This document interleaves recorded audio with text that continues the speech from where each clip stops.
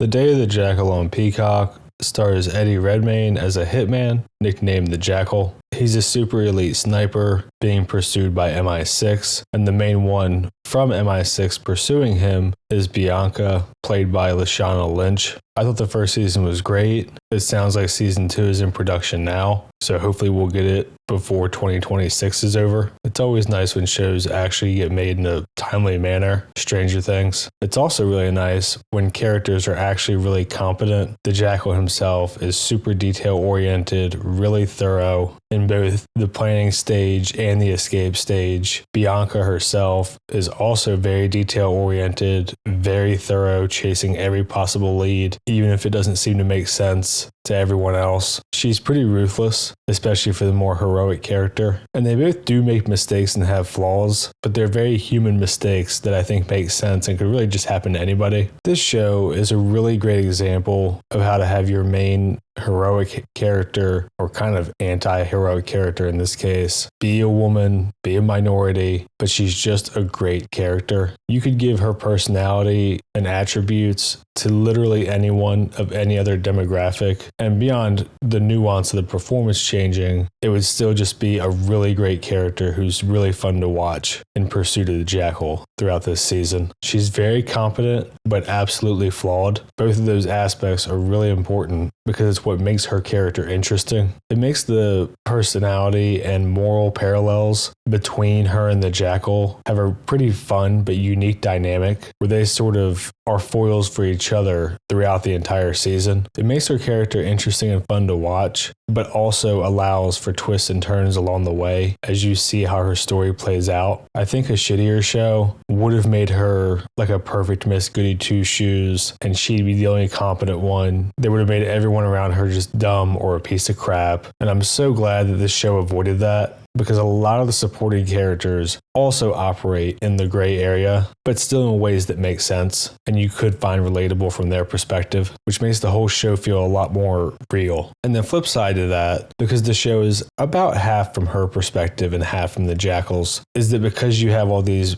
morally gray characters on the good side, you get it balanced out with the Jackal, who's clearly bad, but at least morally interesting, and there is some kind of nuance there. So you have the Jackal, who's obviously bad, but does some good things, and Bianca, who's largely good, but definitely does some bad things. She's a very ends justify the means type, which opens up a lot of doors and possibilities for the show to go down, and it helps it remain unpredictable, I would say all the way till the end. And I think the show writers made a lot of good decisions as well, where the show opens up with a hit by the Jackal, and the main crux of the season is his next big hit, but you have internal strife on the Jackal side in his personal life, in the sort of underground world that he operates in, and you have strife that mirrors it on the government side, on Bianca's side, and they both have personal struggles as well. So you get a lot of little side stories throughout the whole season that are impacting the one larger arc. And obviously it's a lot of fun on Bianca's side to see her trying to fish out who the mole is while she's trying to find out who the Jackal is and get a lead on him, and the Jackal is trying to stop both of his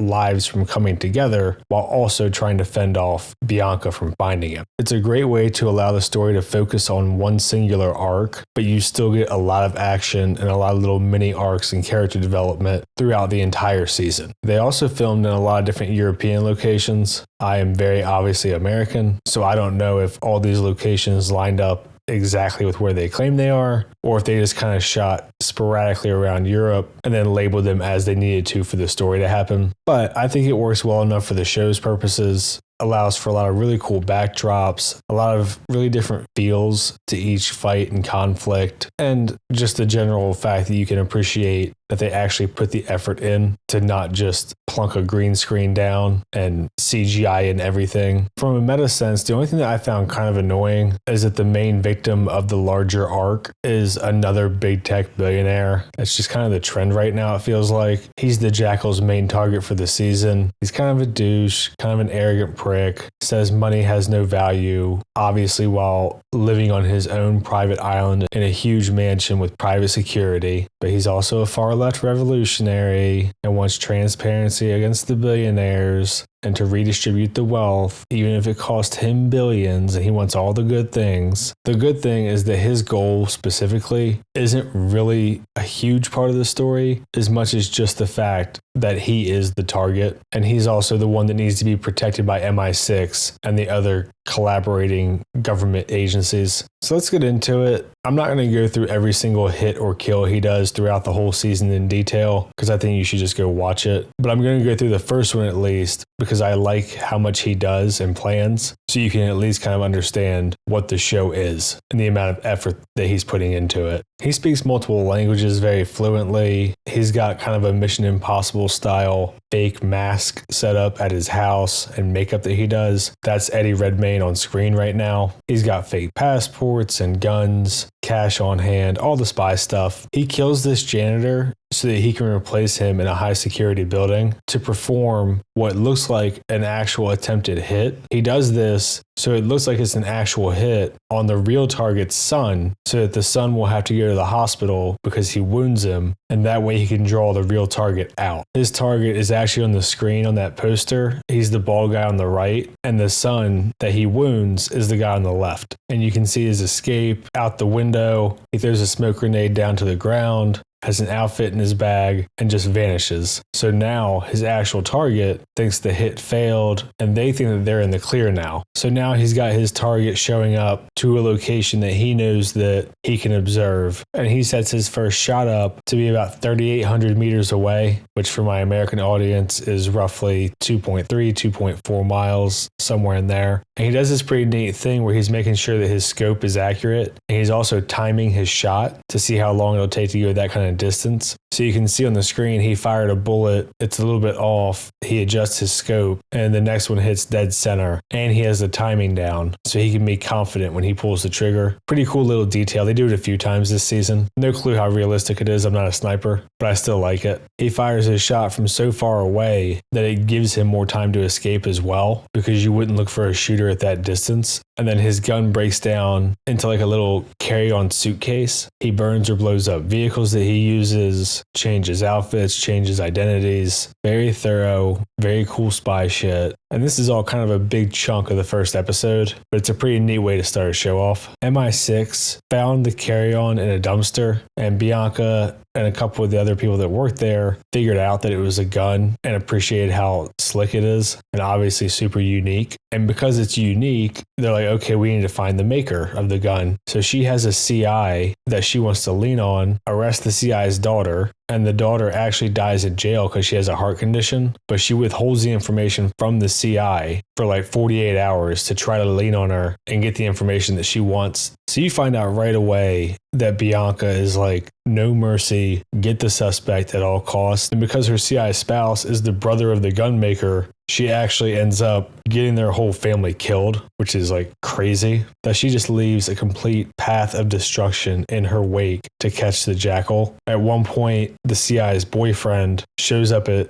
Bianca's house and threatens to hurt her daughter. It obviously creates strife in her family because she's putting her family at risk because of her obsession with her work. Obviously a very nice parallel to the Jackal story here, where he's got this wife, kid, a big mansion he had built. His brother and mother-in-law are around a lot. I'm not sure if they actually live there. It's not obvious to me either way, if they're actually living there or just spend a lot of time there because it's a nice ass mansion. So on one hand, you've got Bianca just getting CIs killed, putting her family at risk, pushing them all away. And on the other, you've got the Jackal who's been living this lie for a long time. And now these two lives that he was keeping separate are coming together. Obviously, he's been lying to his wife the whole time about what he does for a living. He makes up some bullshit about international finance or whatever, and he's always just needing to suddenly come and go for business. I really like how they both have these very apparent flaws that are creating all these problems for him, that Bianca's pushing everyone in her family away. It's ruining her relationships. She's getting these CIs killed who aren't necessarily good people to begin with, but obviously still not ethical to just get them killed because you need them and you're pressuring them to do stuff. She sort of reminds me of Timothy Oliphant in the show Justified, if you've seen it. His character, Raylan Givens, is a cop and he's going after bad people, but he just does a lot of fucked up stuff along the way. even though you're rooting for him.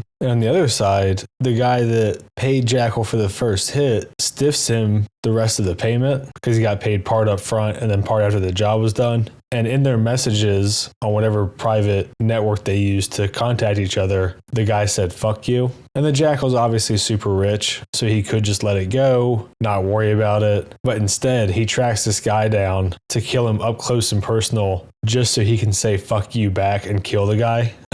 And due in part to this pettiness, his wife dropped him off at the airport and then saw him leave in a cab. So now she's realizing that he's a liar. Living these two lives for so long is finally catching up to him. And he actually does seem to care about his wife and son very much. But this double life was bound to catch up to him eventually. And because he got caught lying, his wife goes and snoops in his office, finds a hidden safe he had built into the floor, starts looking at the blueprints of the house they had built, and sees the extra room where he keeps all his assassin-related shit. The brother realizes that the mirror is actually a door. And I think it's a really cool way to have Bianca and the Jackal parallel each other, where both of their lives are being kind of dug out from underneath them by their families. Her, obviously, because of her obsession. The Jackal, because of his lies he's been living. Just a really neat detail and way to tell a story. And as the problems and bodies pile up around the Jackal and it's making it harder for him to escape and get out of the eye of the government, you get to see him make decisions and let certain people live, and that he does have some kind of warped code of morality. But he also has no problem very quickly deciding that it's easier to just kill somebody. And there's actually a funny little scene when he's meeting with someone about the big job that covers the whole season, where she's trying to explain to him why they're righteous and asking to do this, or they're kind of trying to motivate him to do the job. And he just flat out says, "I don't give a fuck why you want him dead. Like, just pay me." So it's interesting that he's clearly a contract killer. He wants the money, but he's not a totally one-dimensional psycho that just enjoys killing. And I think it makes it interesting because you'll see him use people throughout the season. You don't know if he's going to let certain people live or die. There's a gay dude that he hooks up with at one point just to get access to a building and really lay out his plans. His backstory kind of gets drip fed to you throughout the season until it manifests in PTSD nightmares that he has, which again is an interesting way to do that for a character like this, to show that he actually can have PTSD. But he was in the military out in the Middle East. His whole unit died. And as he gets further along, what you find out is that he was in like a special unit with super duper high security clearance to even see their files. And they had a situation go sideways where they ended up killing all the people at a wedding, had the site bombed in order to cover it up. And they were kind of laughing, kind of celebrating. And at this point in the flashbacks, he'd already done one contract job. So he uses this wedding massacre as a kind of a rationalization to blow up his whole own unit, except for his spotter, and then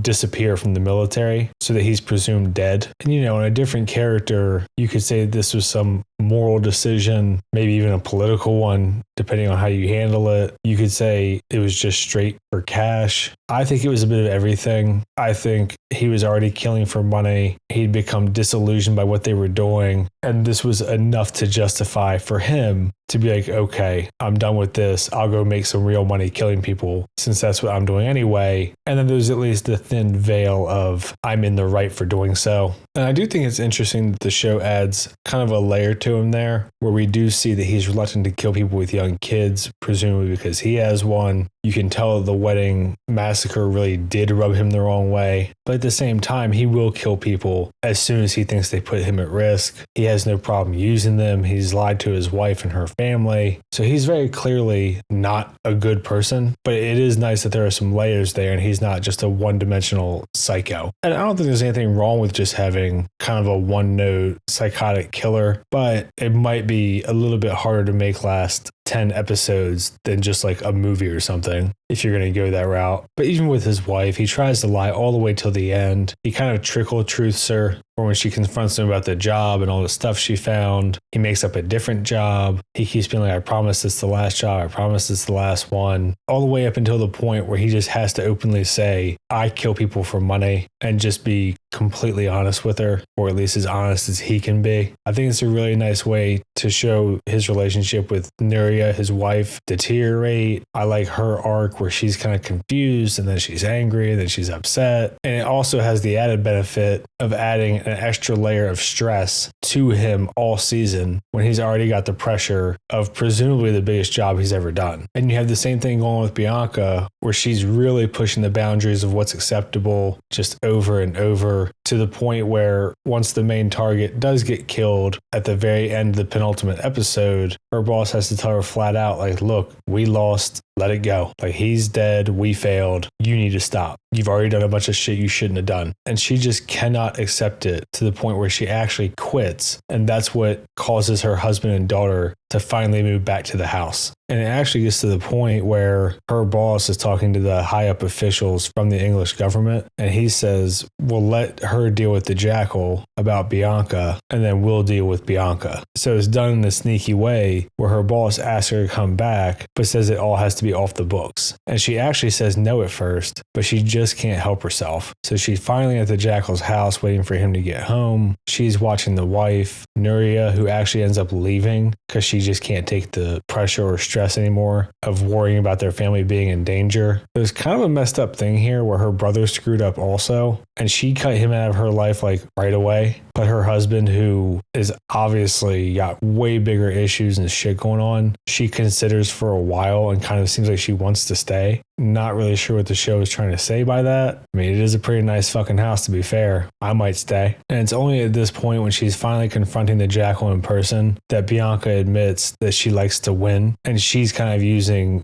justice and everything else as a rationalization for her actions as well. Now, to be fair to her, I don't think it's anywhere near the same degree. I think she actually does believe in what she's doing. But it's really interesting that it's not the primary focus of why she does what she does. And of course, this is right before the Jackal kills her and makes his final escape for the season. I was so glad the show had the balls to go all the way to the end with her story and let it finish how it should. I really think that's where you have to go with her story. I mean, you could keep her alive and he escapes and we kind of circle back around, but I think that would make the whole first season kind of feel like a waste if you're just going to repeat it for season 2, except now she knows who he is. But I think it's a lot more compelling that she paid for her actions because she just could not get over her issues and her flaws. And I love how it escalates over the course of the season, from kind of costing her relationships with her coworkers, costing her the lives of her CIs, who she didn't really care about, costing her relationships with her family, who she does care about, costing her her job and her reputation at work because she ends up getting railroaded for going rogue. And in the end, it cost her her entire life. I just think it's a great way to execute her entire arc over the course of the whole season and really have it end in a fulfilling way. And this chick, Xena, who he met earlier in the season, meets up with him because her organization tried to betray her. She's talking to the Jackal because they tried to betray him as well. So we end up with kind of an odd pair where they team up because they both want revenge against the same people. Of course, the Jackal also wants to find his wife and son, but that ends up in a way where he still wants revenge on somebody. She wants revenge. They're working together. And now we've got a setup for season 2. I just thought it was a really good season of TV. Your major arc got resolved. You had some nice little side trips along the way,